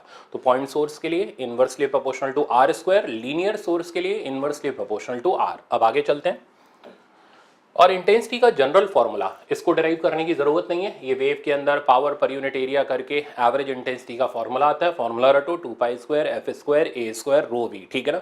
तो इंटेंसिटी फ्रीक्वेंसी के स्क्वायर के प्रोपोर्शनल, एम्पलीट्यूड के स्क्वायर के प्रोपोर्शनल, डेंसिटी ऑफ मीडियम के प्रोपोर्शनल और स्पीड के प्रोपोर्शनल। तो ये यहाँ पर मैंने फैक्टर लिख दिए, ये इंटेंसिटी का फॉर्मूला आपको याद रखना है। अब आगे चलते हैं। तो ये आप कुछ छोटे मोटे क्वेश्चंस देख सकते हो, जैसे ये क्वेश्चन तो ठीक ठाक है, छोटा मोटा इतना भी छोटा मोटा नहीं है, जिसको नहीं याद है फॉर्मूला उसका तो गया क्वेश्चन ये। तो ये कह रहा है if the amplitude of sound is doubled and the frequency is reduced to 1/4, तो जिसको बेचारे को फ्रीक्वेंसी एम्पलीट्यूड का लफड़ा नहीं पता उसका ये सवाल गया। तो मैं आपको इसको लगा के दिखाता हूं। तो देखो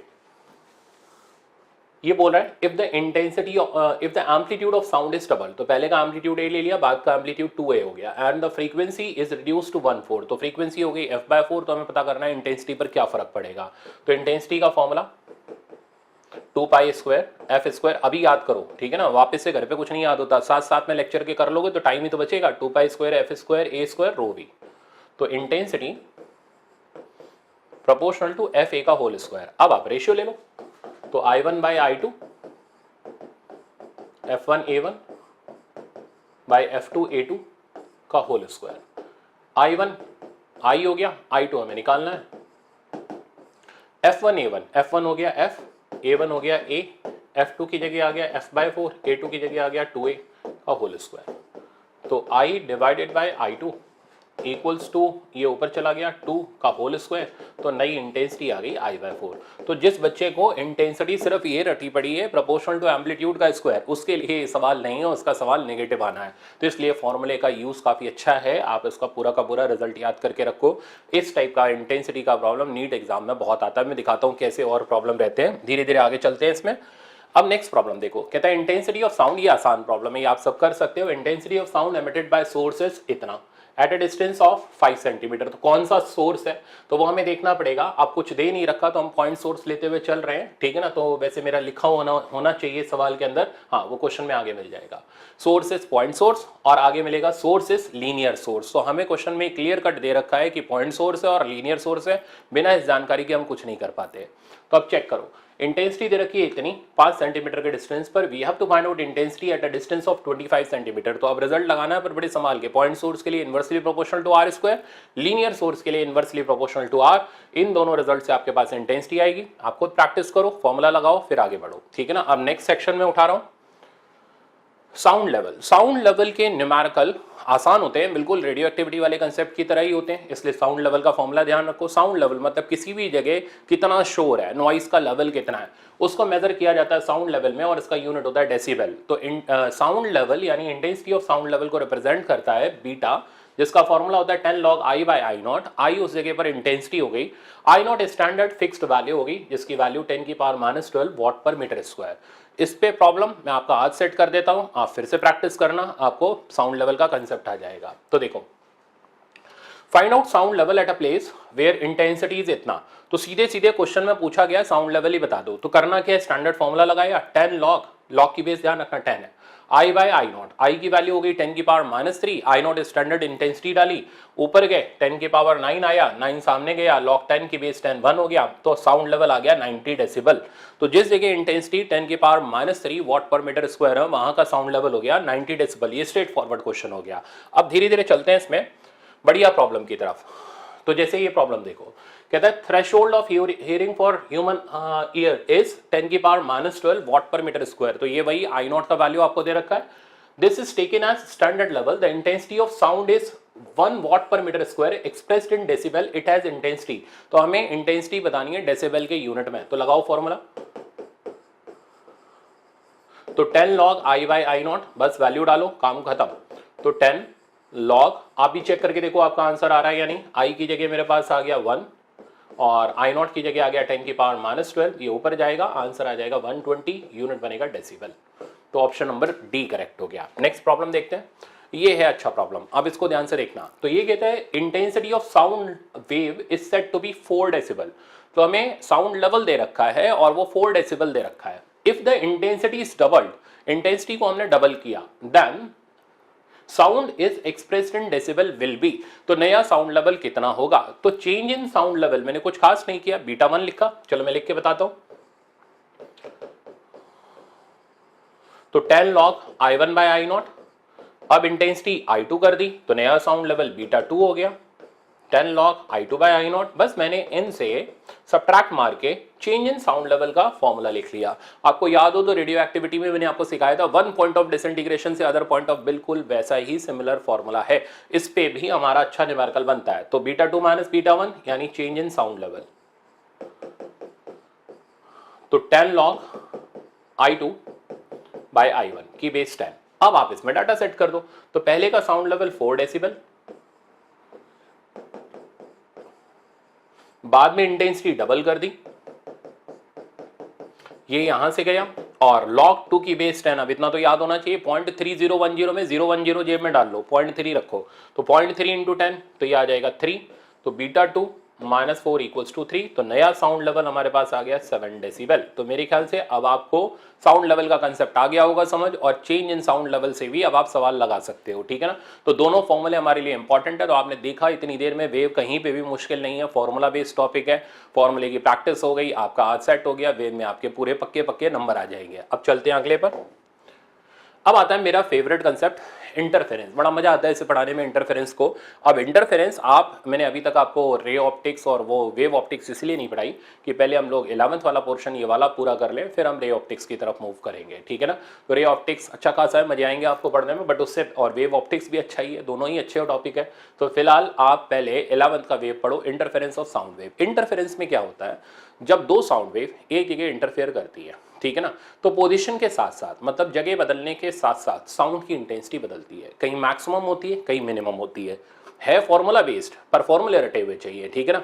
तो जहां इंटेंसिटी मैक्सिमम होती है उसको बोलते हैं कंस्ट्रक्टिव इंटरफेरेंस, जहां इंटेंसिटी मिनिमम होती है उसको बोलते हैं डिस्ट्रक्टिव इंटरफेरेंस। अब थ्योरी मैंने पूरी दी हुई है। तो मान लो इस पर्सन ने यहाँ पहचानना है कि भाई इसको क्या सुनाई दे रहा है, मैक्सिमम या मिनिमम, तो हम दो वेव पकड़ के इसके कान में ले गए, ठीक है ना। अब दोनों वेव की हमें पाथ लेंथ निकालनी पड़ेगी, यहां से हम पाथ डिफरेंस निकालेंगे, पूरा स्टैंडर्ड तरीका है। तो कभी भी इंटरफेरेंस करवाना है तो पहले दो वेव ऑब्जर्वर के कान तक ले जाओ, और वहां पर जाकर के आप उसकी पाथ लेंथ नोट करते हुए पाथ डिफरेंस निकालो। पाथ डिफरेंस के बाद आप उसका फेज डिफरेंस निकालो। जो मैंने बोला था आपको डेल्टा फाई बराबर के डेल्टा एक्स आपके बहुत काम आएगा। जैसे ही हमारे पास फेज डिफरेंस आएगा, अब हम रिजल्टेंट इंटेंसिटी और एम्पलीट्यूड बड़े आराम से निकाल सकते हैं। तो दोनों एम्पलीट्यूड्स के बीच का फेज डिफरेंस मेरे पास डेल्टा फाई हो गया। तो रिजल्टिंग एम्पलीट्यूड का फॉर्मूला ये स्टैंडर्ड फॉर्मूला है, √a² + b² + 2ab cos theta, जो बचपन से रटा हुआ है। तो ये हो गया रिजल्टिंग एम्पलीट्यूड का फॉर्मूला। रिजल्टिंग इंटेंसिटी, अब इंटेंसिटी a² के प्रोपोर्शनल है क्योंकि फ्रीक्वेंसी दोनों की सेम है। तो इंटरफेरेंस भी तभी होगा जब दोनों की फ्रीक्वेंसी ओमेगा, देख रहे हो ना, तो दोनों वेव, इंटरफेरिंग वेव का ओमेगा सेम होगा, दोनों वेव सेम डायरेक्शन में ट्रैवल कर रही होंगी, ठीक है ना। तो दोनों वेव की फ्रीक्वेंसी सेम होनी चाहिए, वेवलेंथ सेम होनी चाहिए, must travel in same direction, बस खाली पाथ लेंथ अलग अलग होनी चाहिए, ठीक है ना। तो अलग अलग पाथ लेंथ होने से पाथ डिफरेंस अलग अलग मिलेगा, अलग अलग मिलने से फेज डिफरेंस अलग अलग हो जाएगा। कहीं पर इंटेंसिटी मैक्सिमम होगी, कहीं मिनिमम होगी। तो ये रिजल्टिंग एम्पलीट्यूड आ गया, ये रिजल्टिंग इंटेंसिटी आ गई। अब इसी तरीके से कुछ बेसिक कंसेप्ट और देखते हैं। जैसे पूरा प्रोसेस मैंने यहां स्केच कर दिया। तो इंटरफेरेंस में सबसे पहले डेल्टा एक्स निकालना है, उससे डेल्टा फाई आएगा, डेल्टा फाई से हमारे पास एम्पलीट्यूड आएगा। ये फॉर्मूला हम तब अप्लाई करेंगे जब दोनों एम्पलीट्यूड अलग अलग है। अगर दोनों वेव के एम्पलीट्यूड सेम है तो हमारा ये फॉर्मूला रहेगा, ये प्रैक्टिस से आपको आ जाएगा, प्रैक्टिस अभी हम कर लेंगे। रिजल्टिंग इंटेंसिटी का फॉर्मूला, अगर दोनों सोर्स की इंटेंसिटी अलग अलग है तो ये अलग अलग वाला रहेगा, सेम है तो 4I0 cos² delta phi by 2। अब इसी में मैक्सिमम और मिनिमम, तो इंटेंसिटी मैक्सिमम तब होगी जब डेल्टा फाई 2n पाई होगा। तो ये तो बचपन से आप पढ़ते हो, तो ये तो अभी तक याद हो जाना चाहिए। डेल्टा फाई से ज्यादा इंपॉर्टेंट डेल्टा एक्स है, तो मैक्सिमा के लिए डेल्टा एक्स की वैल्यू एल लैम्डा। कभी भी पूछो इंटरवेल में मैक्सिमा कब बनेगा, फट से उगल दो, डेल्टा एक्स बराबर एल लैम्डा। मिनिमा कब बनेगा, तो मिनिमा चलो वो तो आगे देखेंगे। एम्पलीट्यूड की मैक्सिमम वैल्यू, अगर दोनों अलग अलग है तो a1 + a2, सेम है तो 2a0। सिमिलरली इंटेंसिटी या तो 4I0 या under root I one plus under root I two का होल स्क्वायर। तो बहुत थ्योरी है इसके अंदर, ठीक है ना, बोलते बोलते सांस फूल जाती है, बट चलो आप इसको सीखो, अच्छे से दिमाग में सेट करो, ठीक है ना, और फिर प्रैक्टिस करो। नेक्स्ट देखो, डिस्ट्रक्टिव इंटरफेरेंस। डिस्ट्रक्टिव इंटरफेरेंस मतलब जहां पर इंटेंसिटी एम्पलीट्यूड मिनिमम होंगे। ऐसा कब होगा? जब डेल्टा फाई 2n-1 पाई यानी ऑड मल्टीपल ऑफ पाई होना चाहिए। तो ये तो डेल्टा फाई की कंडीशन हो गई, ये हमारे खास काम नहीं आएगी, हमारे काम का डेल्टा एक्स है। तो डेल्टा एक्स की वैल्यू 2n-1 लैम्डा बाई 2 तोड़ के देखोगे तो 2n-1 ऑड नंबर हुआ 1 3 5 7 9, तो इसकी वैल्यू देखोगे lambda by 2 3 lambda by 2 5 lambda by 2 7 lambda by 2 and up to so on. ऐसा होने पर एम्पलीट्यूड मिनिमम होगा। अगर अलग अलग होंगे तो a1 माइनस a2, सेम होंगे तो जीरो। इंटेंसिटी की मिनिमम का formula under root I one minus under root I two का होल स्क्वायर या फिर zero. Ratio of maximum by minimum intensity या तो ये होगा, नहीं तो इनफाइनाइट होगा। इनफाइनाइट कब होगा? जब दोनों इंटेंसिटी सेम होंगी। अच्छा, सिमिलरली एम्पलीट्यूड का मैंने रिजल्ट दिया हुआ, आप इसको जरूर याद रख लेना। नेक्स्ट, अब अगर हमें किसी पर्टिकुलर पॉइंट पर इंटेंसिटी निकालनी है, फिर मैं तीसरी बार बता रहा हूं, एक ही टॉपिक को ध्यान से सुनना, मोस्ट इंपॉर्टेंट है आपके। ये मैं इंटरफेरेंस इसलिए नहीं पढ़ा रहा 11th में, इसलिए पढ़ा रहा हूं 12th वाला बहुत अच्छा कराना है, ठीक है ना, तो उसकी भूमिका यहीं से तैयार होती है। तो आप जब 12th का इंटरफेरेंस पढ़ोगे तो ये जो चीज है, जब आप अपना प्रीवियस ईयर क्वेश्चन उठा के देखोगे, तो मैंने जब क्लास में कराया था 4 से 5 सवाल एम्स और एआईपीएमटी के मिला के सेम कंसेप्ट पर थे, कम तो नहीं होते ना एक टॉपिक से। तो इसका मतलब ये एआईपीएमटी एम्स का फेवरेट कंसेप्ट है और इस तरीके का कंसेप्ट बार बार रिपीट हो रहा है। तो मैं इसलिए इसको फिर से बता रहा हूँ, ध्यान से कान खोल के सुनना। तो किसी पर्टिकुलर पॉइंट पर अगर हमें इंटेंसिटी एम्पलीट्यूड पता करना है कितना होगा क्या होगा, तो दो वेव लो, दोनों की पाथ लेंथ नोट करो, पाथ डिफरेंस निकालो, फेज डिफरेंस निकालो। इंटेंसिटी निकालनी है तो या तो अलग अलग वाला फॉर्मूला यूज करो, और अगर सेम इंटेंसिटी है तो ये फॉर्मूला यूज करो। अच्छा, अब ये जो इंटेंसिटी का ग्राफ है वो कॉस फंक्शन में चलेगा, मैक्सिमम से मिनिमम के बीच में। मिनिमम आप देख रहे हो मैंने जीरो नहीं लिखा, जीरो में तब लिखता जब I1 I2 सेम होता। तो मैक्सिमम से मिनिमम के बीच में ये इंटेंसिटी का ग्राफ यूं करके घूमता रहेगा, ठीक है ना। तो ये भी एक स्टैंडर्ड रिजल्ट्स हैं जो आपको रटे हुए चाहिए। अब प्रॉब्लम की बारी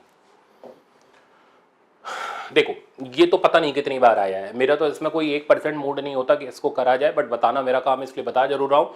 आपका काम है उसको प्रैक्टिस करना, आप जरूर बुक से या फिर आपने टेस्ट ले रखे तो आप टेस्ट से प्रैक्टिस कर लेना। तो इस टाइप का प्रॉब्लम पता नहीं क्या है, सड़ा हुआ प्रॉब्लम है, बट लाइन लगा रखी है एपीएमटी वाले ने। तो मैं इसकी नहीं बात कर रहा था, मैं दूसरे प्रॉब्लम की जस्ट इसके बाद है उसको देखेंगे। तो ये कह रहा है two source of sound emit sound having intensity ratio. तो हमें इंटेंसिटी का रेशियो दे रखा है, हमें पता करना है मैक्सिमम है मिनिमा। कुछ ही नहीं है इस सवाल के अंदर। आई मैक्स का सीधे फॉर्मूला लगाया क्योंकि दोनों अलग अलग है, तो under root I1 plus under root I2 का होल स्क्वायर। आई मेन का फॉर्मूला लगाया root I1 minus root I2 का होल स्क्वायर। तो मैं तो कहता हूँ इंटेंसिटी का रेशियो है, सीधे I1 की जगह 1 डाल दो, I2 की जगह 4 डाल दो, टेंशन ही खत्म हो जाएगी एक ही बार में। तो ये रिजल्ट आ गया 9:1। अगर एम्पलीट्यूड का रेशियो निकालना है तो इंटेंसिटी ए स्क्वायर के प्रोपोर्शनल होती है, तो ए रूट आई के प्रोपोर्शनल हो जाएगा। तो ये एम्पलीट्यूड मैक्सिमम बाय मिनिमम का रेशियो आ गया। नेक्स्ट देखते हैं, ये है, इसको सीखो, ये सीखने वाला सवाल है। ये सीखे तो आपका इस साल एक्सपेक्टेड प्रॉब्लम आप सीख जाओगे, ठीक है ना। पास्ट ईयर प्रॉब्लम करोगे आपका हाथ नहीं अटकेगा, तो ये आपका इंटरफेरेंस सफल बना देगा। अब यहाँ से लेवल बढ़िया सा उठेगा, अब मजे आने शुरू हो जाएंगे इंटरफेरेंस पढ़ने में आपको। और फिर जब आप नेक्स्ट लेक्चर देखोगे या 12th का इंटरफेरेंस देखोगे तो बहुत स्मूथली हमारा ट्रांजिशन 11th से 12th में हो जाएगा। अब सीखना बेटा, ये तो इसका आंसर मैंने यहाँ दिया हुआ है। अब कहानी ऐसी है, two source of sound emit wavelength lambda. तो दो सोर्स की वेवलेंथ लैम्डा है। If intensity of both of them are I0 and 4I0। तो एक की इंटेंसिटी I0 है और एक की 4I0 है, तो दोनों सोर्स की इंटेंसिटी अलग अलग है।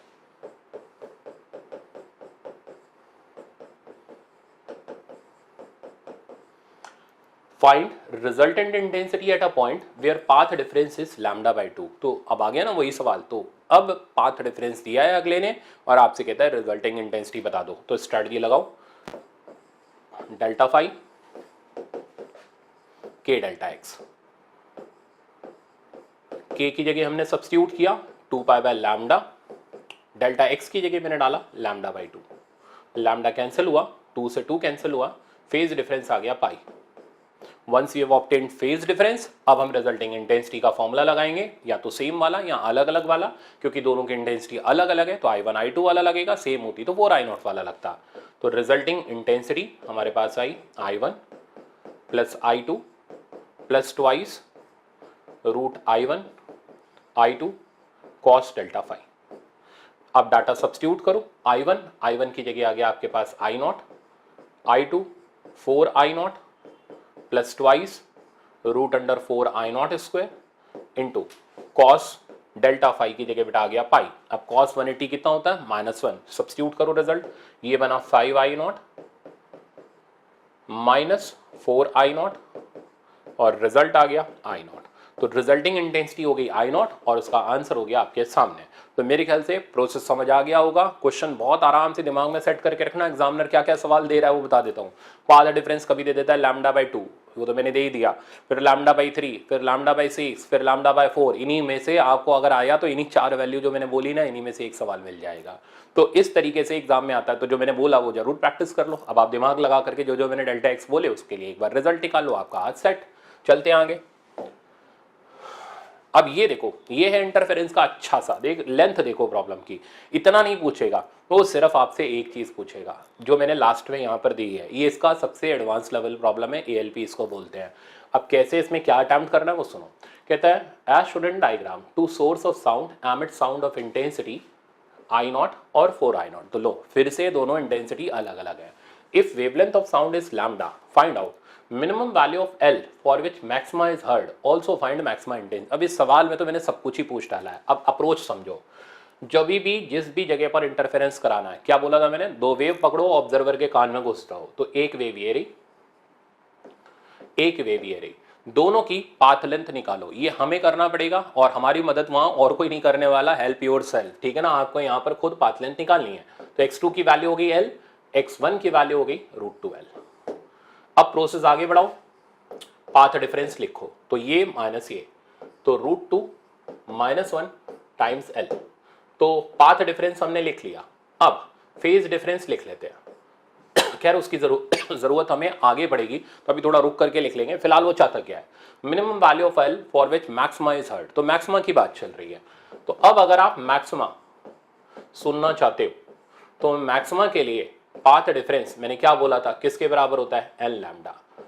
तो डेल्टा एक्स की वैल्यू यहां ब्रेक करें, 0 तो हो नहीं सकती क्योंकि दोनों वेव की पाथ लेंथ ही अलग अलग है। तो खैर इस वैल्यू को हमें यहां पर रिजेक्ट करना पड़ेगा, lambda, 2 lambda, 3 lambda and up to so on.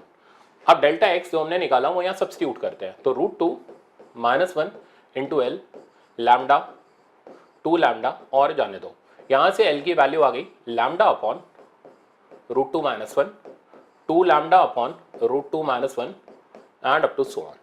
तो ये वो L की मिनिमम वैल्यू है जिसके लिए हमें इंटरफेरेंस मैक्सिमा वाला मिलेगा। तो L की मिनिमम वैल्यू जो हमें ढूंढ के बतानी थी, उसका आंसर हो गया लैम्डा अपॉन √2 -1।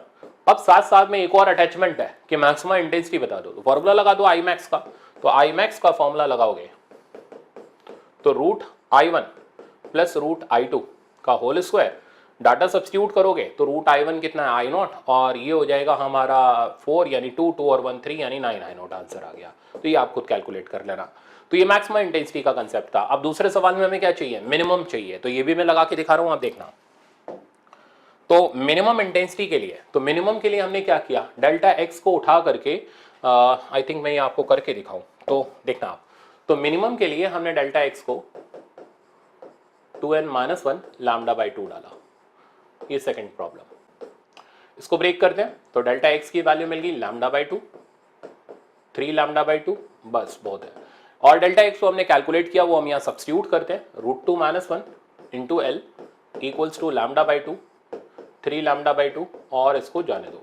यहाँ से L की वैल्यू आ गई λ/2 टाइम्स √2 -1, 3 λ/2 टाइम्स √2 -1 और अप टू सो ऑन।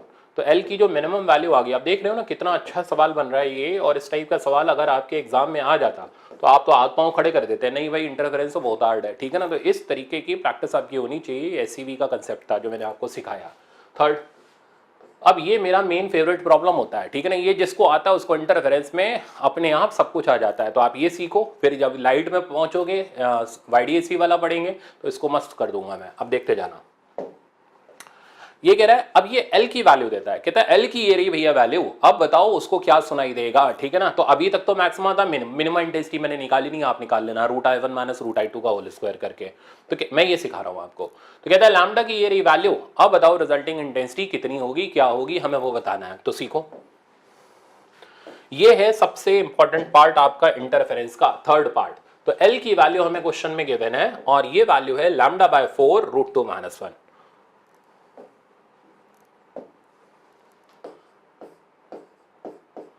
और हमें पता करके देनी है कि रिजल्टिंग इंटेंसिटी कितनी होगी। अब इसमें देखो दिमाग हिल जाता है, इसको बोलते हैं हम लोग कि हमें पोजीशन दे रखी है और हमें इंटेंसिटी निकालनी है। अब इसकी अप्रोच ध्यान से सीखना, यही सीखने वाला सवाल है, ये सीखे तो इंटरफेरेंस में टॉप लेवल तक पहुंच जाओगे। सीखो, तरीका ये है, अप्रोच पहले समझाऊं। हमने पार्ट डिफरेंस निकाला, √2 - 1 एल आया, उसने बोला एल की ये रही वैल्यू, अब बताओ इंटेंसिटी कितनी सुनाई देगी। तो अप्रोच क्या करेंगे, डेल्टा एक्स हम निकालेंगे, ठीक है ना, वो हमने निकाल लिया था। एल की वैल्यू सब्स्टिट्यूट करके डेल्टा एक्स आएगा, डेल्टा एक्स से डेल्टा फाई आएगा, डेल्टा फाई से रिजल्टिंग इंटेंसिटी आएगी। तो ये प्रोसेस हमारा इंटेंसिटी तक पहुंचने का रहेगा। अब पहुंचते हैं वहां तक। तो delta x √2 - 1 into L, data substitute करो, λ/4 √2 - 1, ये यहां से गया। और आप देखो जरा डेल्टा एक्स कितना आया, λ/4। कुछ दिमाग में घंटी बजी, अभी पीछे में चिल्ला के हटाता कि डेल्टा एक्स की वैल्यू ये एग्जामिनर देगा। देखो देखो सामने मैंने ला दी वो वैल्यू, पर एक इनडायरेक्ट अप्रोच से। तो डेल्टा एक्स λ/4, क्या निकालना है आपको, इंटेंसिटी। अब बनाओ रास्ता आगे का। तो अब आप निकालोगे डेल्टा फाई, 2π/λ, λ/4, आंसर बना π/2। अब आप चलाओगे रिजल्टिंग इंटेंसिटी का फॉर्मूला, कौन सा वाला, या तो सेम वाला या डिफरेंट वाला, क्योंकि दोनों अलग अलग हैं। तो हम चलाएंगे I1 I2 वाला फॉर्मूला। तो I1 + I2 + 2 √I1 I2 cos delta phi, क्योंकि डेल्टा फाई 90 है तो cos डेल्टा फाई की वैल्यू 0 हो जाएगी। तो इसको देखने की जरूरत नहीं है। IR का फॉर्मूला हमारे पास आ गया, I1 + I2। I1 कितना था, I0, I2 कितना था, 4I0, आंसर कितना आया, 5I0। हो गया ना सवाल तैयार। तो ये था आपका थर्ड और सबसे इंपॉर्टेंट पार्ट, जिसके अंदर मैंने एक धमाकेदार सवाल रखा, ठीक है ना। कई होंगे धमाके छूटे होंगे, पर आप फिर से देख लेना, फिर से प्रैक्टिस कर लेना। आपका ये सवाल किसी हाल में नहीं छूटना चाहिए अगर इंटरफेरेंस सॉल्व करना है तो। अब आगे चलते हैं, ये तो मैंने आपको करा ही दिया, ओके। अब नेक्स्ट, ये भी one of the favourite problem है। तो इसमें क्या होता है, ये आता है अपना SCV में, जब YDAC का कंसेप्ट हम लोग पढ़ते हैं, ठीक है ना। तो मैं इसको यहीं सिखा दे रहा हूँ, फिर वहां भी सीख लेना, दो बार सीखोगे, एग्जाम में आ जाए उड़ा देना। अब देखो, ये कहता है 2 स्लिट है। अब स्लिट तो YDAC में ही होती है, तो यहाँ कुछ और बोलना पड़ेगा। तो 2 सोर्स है, ठीक है ना। दोनों सोर्स के बीच का डिस्टेंस आपको 4λ दे रखा है। कहता है कितने मैक्सिमा स्क्रीन के ऊपर हमें सुनाई देंगे, सर्कुलर स्क्रीन के ऊपर कितने मैक्सिमा सुनाई देंगे। प्रोसेस ये होता है, हमें इस सर्कुलर स्क्रीन के डाटा को स्कैन करना आना चाहिए। वो स्कैन करने का तरीका सुनो। सबसे पहले सर्कल को 4 सेगमेंट में ब्रेक कर दो। सर्कल के लिए भी, इलिप्स के लिए भी सेम थ्योरी है, कुछ नहीं करना चेंज आपको। तो हमने सर्कल को 4 सेगमेंट में ब्रेक कर दिया। इस जगह पर पहुंचो, दोनों वेव को ले जाओ और वहां पकड़ के मिला दो। तो हमने दोनों वेव को ले गए, दोनों को पकड़ के मिला दिया। दोनों की पाथ लेंथ सेम है, ध्यान से सुनना, कान खोल के सुनना। दोनों की पाथ लेंथ सेम है, पाथ डिफरेंस 0 हो गया। पाथ डिफरेंस 0 हो गया तो n का वैल्यू 0 हो गया, है ना, क्योंकि पाथ डिफरेंस n λ के बराबर होता था। n 0 हुआ तो ऐसे मैक्सिमा को हम बोलते हैं सेंट्रल मैक्सिमा। अब आप देखो 11th में तो सेंट्रल मैक्सिमा आता कहाँ है, वो तो आता है 12th में YDAC में। तो मैंने यहीं लगा दिया आप 12th का कंसेप्ट। तो ये वो जगह है जहां पर सेंट्रल मैक्सिमा फॉर्म होगा। अब इस जगह अगर सेंट्रल मैक्सिमा है तो इसके अपोजिट साइड भी सेंट्रल मैक्सिमा होगा, क्योंकि दोनों जगह पर पाथ डिफरेंस 0 होगा। अब पहुंचो इधर और इधर, जैसा इधर वैसा इधर, बस ये लास्ट स्टेज है, आप सीखना। यहां पहुंचे, अगेन दोनों वेव पकड़ के ले गए, ध्यान से देखना। एक वेव ये गई, एक वेव ये गई, दोनों का पाथ डिफरेंस निकालते हैं। तो ये माइनस ये 1 - 2 बचा 4λ। तो इस जगह का पाथ डिफरेंस 4λ आया। n की वैल्यू 4 आ गई, n 4 आ गई तो कौन सा मैक्सिमा, 4th मैक्सिमा। तो अब इसकी पूरी कहानी को हम यहां कवर कर देते हैं। तो ये जगह central maxima, central maxima, 4th maxima, 4th maxima. अब पूरी स्क्रीन को रंग दो। तो सेंट्रल मैक्सिमा के बाद first maxima, second maxima, third maxima. Third, हाँ 5th मत कर देना, ठीक है ना, वापस से रिवर्स ऑर्डर में शुरू होगा। Third, second, first, central, first, second, third और फिर फोर्थ, थर्ड, सेकंड, फर्स्ट और फिर सेंट्रल। तो टोटल कितने मैक्सिमा बने। तो हर एक क्वाड्रेंट में 3, 3 6, 3 9, 3 12, 12 तो ये बने और साथ में 1 2 3 4 यानी 16 मैक्सिमा यहाँ पर हमारे लिए फॉर्म हुए। सपोज करो अगर ये 2 लैम्डा होता तो किस पे फर्क पड़ता है, ये तो सेंट्रल मैक्सिमा, ये भी सेंट्रल मैक्सिमा, यहां आता हमारा सेकंड मैक्सिमा, यहां भी आता है सेकंड मैक्सिमा, बीच में मिलता first maxima, first maxima, first maxima, first maxima. अब नंबर ऑफ मैक्सिमा गिनना 8 मिलेगा। मान लो ये चीज 5 लैम्डा होती 20 मिलते, तो इतने से तो क्लिक कर गया होगा कि ये अगर n लैम्डा है तो हमें जो नंबर ऑफ मैक्सिमा स्क्रीन के ऊपर मिलेंगे 4n मिलेंगे। रट्टे मत मार के जाना, तरीका मैंने सिखाया है ना, इसको फॉलो करना। तो अब आपका सर्कुलर स्क्रीन का इंटरफेरेंस का भी सवाल गलत नहीं होगा। तो मेरे ख्याल से अब आपका इंटरफेरेंस तक का ज्ञान तो पूरा हो गया और मेरे पास टॉपिक भी खत्म हो गया। तो अब हम लोग कल के लेक्चर में देखेंगे बीट से लेकर के अपना स्टैंडिंग वेव तक के, जिसमें मस्त डॉपलर इफेक्ट आ जाएगा आपका, वो भी गलत नहीं होगा। और बीट से लेकर के हम लोग स्टैंडिंग वेव तक का पैटर्न कवर करेंगे। प्रैक्टिस के लिए क्वेश्चन मैं कल दूंगा, ठीक है ना, क्योंकि अभी ये लेक्चर बीच में है तो अभी आप आधा अधूरा मत करो। तो नेक्स्ट कल आप प्रैक्टिस सेशन के क्वेश्चंस मेरे से लेना, वो आप प्रैक्टिस करना। तो आई थिंक अच्छे से समझ आ गया होगा। तब तक आप इसको रिवाइज करो, जो मैंने क्वेश्चंस कराए उनमें थोड़ा सा आप प्रैक्टिस करो, हाथ सेट करो, फिर अगले लेक्चर में मिलते हैं। Thank you so much.